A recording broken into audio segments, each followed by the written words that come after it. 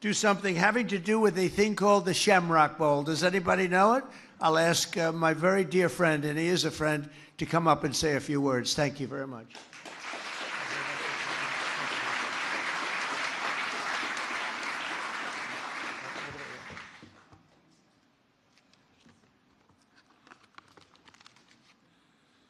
President Trump, distinguished guests, I am profoundly honoured to be here celebrating St. Patrick's Day at the White House once again. And I'm delighted that we're joined by our great friend, Ambassador Ed Walsh. He is doing a fantastic job in Ireland for you, Mr. President. Right. Everyone loves him. And we're also joined by our wonderful ambassador to the United States, Geraldine Byrne-Nason. Geraldine, we are very, very proud of you and the work that you're doing. I'm also delighted to be joined by so many cabinet members. And if I may, I wish to pay particular tribute to Transport Secretary Sean Duffy, who was honoured last night at the Ireland Funds Gala. Distinguished guests, the Shamrock ceremony is always a uniquely special moment. It is a symbol of friendship, a friendship between our peoples, which is older than our republics. But this year, it is a special one. 250 years ago, the people of the United States inspired the world with their determination to build a nation on the timeless ideals of liberty, democracy, and equality. For Irish people, both here and back home, these were noble ideals to which they rallied to in incredible numbers. Over a quarter of Washington's Continental Army were Irish. Among the brave and visionary leaders who signed the Declaration of Independence, 3 were born on the island of Ireland, and many others were of Irish descent. When they had finished their historic work on that warm, clear Philadelphia day, the text was rushed into the hands of another Irishman, John Dunlap, who printed the very first copies of the Declaration, which was spread across the world. And in those early years of this new republic, Irish people were active in many more ways. Derryman Charles Thompson designed the Great Seal of the United States, showing the bald eagle with its head turned towards the olive branch of peace. James Hoban, born in County Kilkenny, who designed this beautiful White House.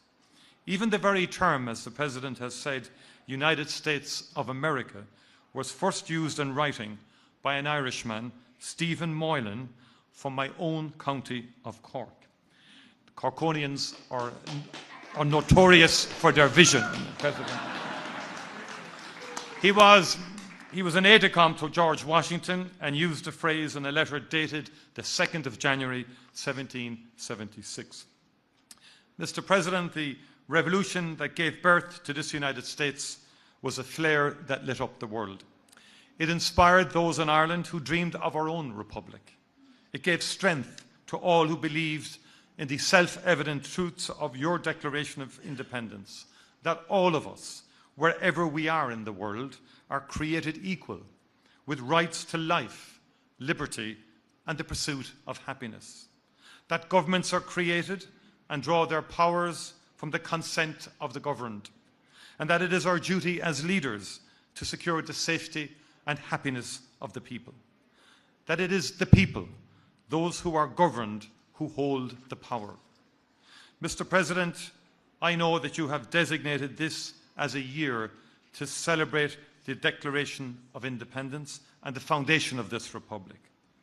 As we mark 250 years of these remarkable United States of America, let those revolutionary ideals shine as brightly today as they ever did.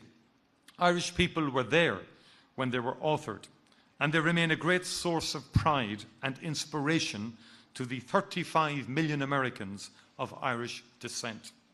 Let them continue to inspire and to sustain those who today yearn for peace, justice, and freedom.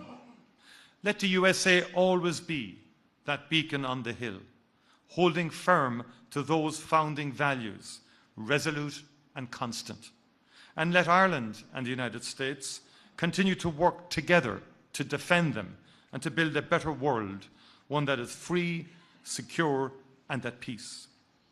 Mr. President, no fewer than 23 people of Irish descent have become American presidents. Millions more shaped their communities, their cities and their country, building an endlessly dynamic, innovative and resilient nation. From the very beginning, what you, Mr. President, have described as the strength, warmth, grit and grace of the Irish people has strengthened and enriched this union. It is that grit and grace that marks every aspect of our relationship today. It is what characterized the decades-long US investment in peace and reconciliation on the island of Ireland.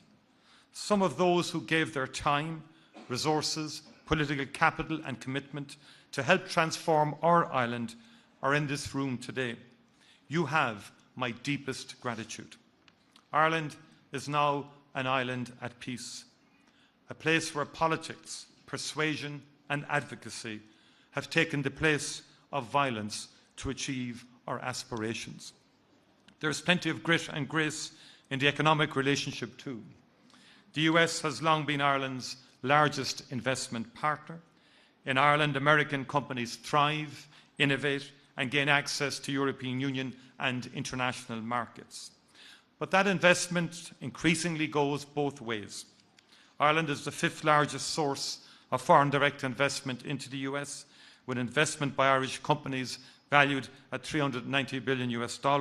Not bad for a country of just 5.5 million people. Irish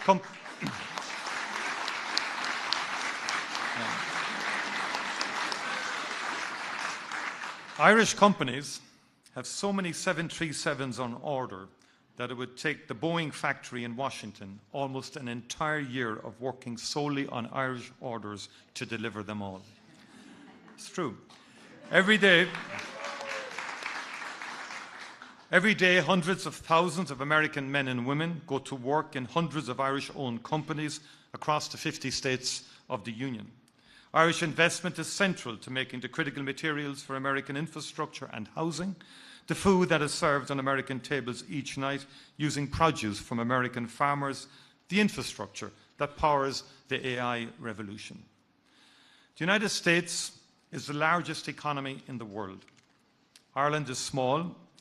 We need free and open trade to make our way in the world, and we like to see as few barriers and tariffs get in the way of that as possible. Like other small countries, we see international rules and order, including the United Nations, as essential to our peace and security and to that of the world. Our own recent history has convinced us that dialogue, negotiation and de-escalation are the ways to make progress. And we especially want to see progress and peace in the Middle East, as I know you do. And we also need a just and sustainable peace in Ukraine. Too many people are dying as a result of conflict across the world, and we owe it to them all to create a better future. Mr. President, distinguished guests, the relationship between the United States and Ireland is deep and enduring. It will always be special.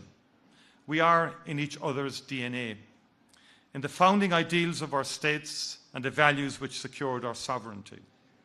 It is hard to imagine the United States without the contribution of the Irish, and Ireland without the friendship of the United States.